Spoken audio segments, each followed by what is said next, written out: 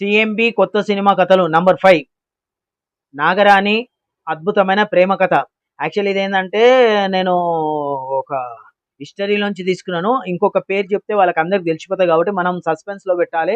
Cinema release అయ్యే వరకు, cinema release కాకముందే మనము ఏం ఎటువంటి క్యారెక్టర్ తీసుకున్నామని చెప్పగానే టక టక టక చాలా మంది చాలా రకరకాలుగా దాని మీద మా కథలు కథలుగా అల్లేసి ఉన్నాయి, లేనియి లేనియి ఉన్నాయి అని చెప్తుంటారు కాబట్టి మనం సినిమా ఆడియో ఫంక్షన్‌కొచ్చే వరకు సినిమా ఏదైతే ట్రైలర్ రిలీజ్ చేసే వరకు సస్పెన్స్‌లో ఉండాలి అని చెప్పేసేసి ఒక అద్భుతమైనటువంటి ఒక నాగరాని అద్భుతమైన ప్రేమ కథ.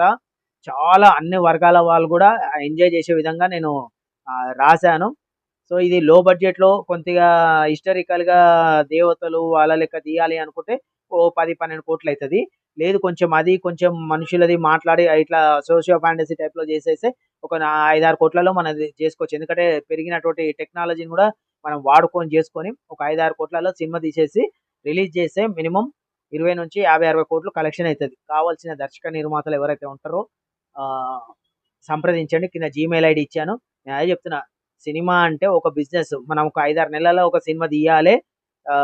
20-50 కోట్లు కలెక్షన్ కావాలి. అలాంటివి చూసుకొని నేను నేను రాసే ప్రతి కాన్సెప్ట్ ప్రతిది అలాగే ఉంటది. అంటే నేను భారీ బడ్జెట్ సినిమాలు ఏమి రాయట్లేదు.